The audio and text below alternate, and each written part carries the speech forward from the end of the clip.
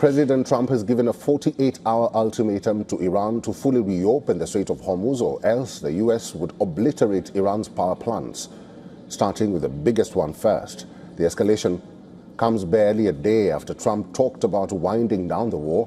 In response, Iran has warned that if its fuel and energy infrastructure is attacked, all U.S. energy infrastructure in the region will be targeted, and that's according to Iranian media.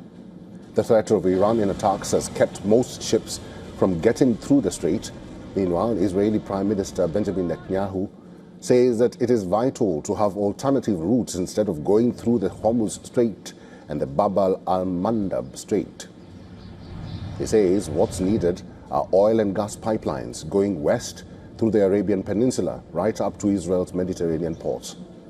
The Prime Minister believes this vision is definitely possible. He sees this as a real change that would follow the war. He says it would also be a way that would lead to the war ending a lot faster than people think. The Strait of Hormuz is a narrow waterway. It is the primary export route for oil produced by Saudi Arabia, the UAE, Kuwait, Qatar, Iraq, Bahrain and Iran. Lying between the Persian Gulf and the Gulf of Oman, the Strait of Hormuz accounts for 20% of global oil trade. Without it, the global energy market could choke. Its near closure sent European gas prices surging as much as 35% last week. The strait is also a key passage for fertilizers into Europe. Around 13% of global fertilizer exports, according to the United Nations, also passes through the Gulf's only access to the open ocean. The EU's top diplomats previously said if there is a lack of fertilizers this year, it's going to be food deprivation next year. Now, according to the Joint Maritime Information Center, the regional maritime threat environment across the Arabian Gulf, the Strait of Hormuz, and the Gulf of Oman remains critical.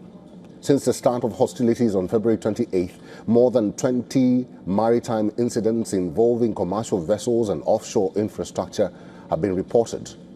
The incidents involve a wide range of vessel types and flag states. There is no consistent pattern of Western ownership linkage. JMIC report highlights that historically, average daily transit through the Strait of Hormuz is approximately 138 vessels per day. Currently, AIS-derived monitoring indicates that commercial traffic through the strait remains extremely limited, with one confirmed commercial vessel transit recorded during the past 24 hours. A BBC report earlier this week said or indicated nearly 100 ships have passed through the strait since the start of March. While some energy and everyday goods are still moving through the strait, daily traffic is down about 95% since the Iran war began on February 28th. Early on Saturday, more than 20 countries expressed readiness to help ensure safe passage through the strait.